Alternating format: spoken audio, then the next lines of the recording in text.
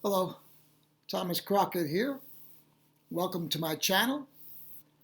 Here's a story from the boyhood trial section of my book about growing up so close in proximity to my neighbors that I could hear every word they said. The story is called It's Almost Over, Dad. Many nights I woke up hearing a familiar scene.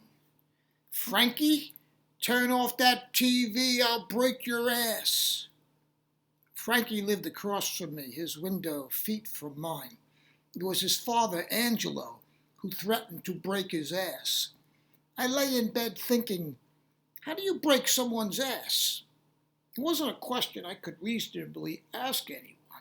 Just the same, when you wake up in the middle of the night, you think the craziest things. Frankie always shouted, "It's almost over, Dad!" Though, in truth, it was never over. Whatever he watched night after night had no end. He wasn't watching TV in the room across from mine. He was in his parlor. It didn't matter. In the summer, with everyone's windows open, he may as well have been in my room. 30 minutes later, his father, in his bedroom, would yell, "Frankie, turn off the TV, I said. Do you want your ass broken?" I got a kick out of that. Who in his right mind was going to say yes? I moved my lips, forming the words as Frankie spoke them. "It's almost over, Dad." I knew the scene well. 2 threats from Angelo, followed by Angelo getting out of bed, going into the parlor, his footsteps loud and heavy. Though I couldn't see it, I could hear the slap to Frankie's head. "Do I have to break your ass to get you to stop watching that TV?" I wondered why Angelo didn't change the line about breaking Frankie's ass to breaking his skull. It would have made more sense since, as far as I could tell, Angelo never hit Frankie in the ass. In any case, if you're guessing that Frankie told his father yet again that the TV show was almost over, you'd be correct in making that assumption. Enter Frankie's mother, stage right, delivering her lines on cue. "Frankie, you need to go to bed so you can look for a job in the morning."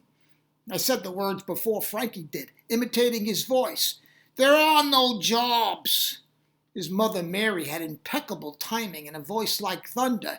"There are if you look." Frankie never wavered in his response. "I've looked," he'd say. I would say it with him, since, having heard it so many times, I had developed impeccable timing, just like Mary. Angelo didn't believe Frankie. I didn't believe him either, for what it's worth. I agreed with Angelo when he said, "You haven't looked anywhere, you lazy son of a bitch, and you know it." That's when the scene, like any good scene, built in rising tension.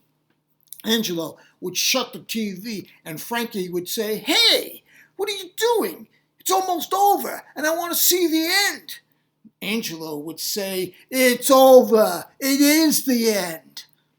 "Listen to your father," I would say in unison with Mary. Frankie didn't like listening to his father. He, in fact, didn't like his father, evident in what he would say next, only I usually beat him to it. "I hate you." I knew it was probably impolite of me to join their scene. It's just that I knew it so well I couldn't help myself. I would have preferred staying asleep. I would have preferred if Frankie had a job, which would have made him go to bed early. I would have preferred if they didn't own a TV. I would have preferred if they lived somewhere in South Dakota. But those circumstances weren't up to me. I coped the best way I knew how. Mouthing the words along with them made me feel a little less anxious at 2 o'clock in the morning. At this point, it's time to get his younger sister, Roseanne, out of bed to join the scene. She didn't hold back when it came to her brother. She told it straight. "You're a jerk," she'd say, followed by my favorite line of all, which I wanted to shout along with her, only I didn't want to wake anyone in my family. "I wish you were never born." What a line. Maybe it's not Shakespeare, but in terms of telling the truth, in terms of speaking not only for herself, but for her mother and father and neighbors, It was poetry personified. Hearing her say that, I imagined myself asking her to marry me, though she was 3 years older. I always enjoyed hearing her voice, which I did every afternoon when her mother asked her to go to the store. "Roseanne," Mary would say, "I need you to go to Gallows to get some chuck chop and bread for dinner." "Wait a minute, Mom," Roseanne would say. "I'm in the bathroom. How much chuck chop you want me to get?" "A half-pound," Mary would say at the bathroom door. "And get some Italian bread. Make sure it's fresh. Your father likes it fresh." Then the toilet would flush, long and loud. That always got me, made me love that girl so much. Don't ask me to explain, I can't.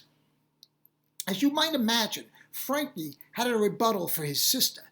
He said she was the worse than a jerk. She was a girl, and if anyone shouldn't have been born, it was her. No one wanted girls. They were useless. Mary, with that voice of hers, could have been a movie director. She'd yell, "Stop!" For a moment, their house would become still. It was a moment made in heaven. There was nothing compared with the minutes of hell that followed. The slaps to the head, 1, 2, 3. The words, "What the fuck?" The table toppling, the glass breaking, the thud of falling bodies, the overlapping of Roseanne's and Mary's screams, the grunts and groans of a father and son, the words, "I wish you were never born," though not from the mouth of Roseanne, from mine. Finally, the slamming of a door, the sound of someone leaving, the joy knowing it was Frankie who was leaving, the chance to catch a few more hours of sleep, knowing I needed to sleep while I could, aware that I knew the script well. Frankie would return, if not later that night, then early in the morning. He would sleep most of the day, make sure he was good and awake at night, when he would again turn on the TV, when at 2 o'clock in the morning, after his father would shout from his room, "Frankie, turn off that TV, I'll break your ass." Frankie would answer, harmonizing with my voice, saying, "It's almost over, Dad."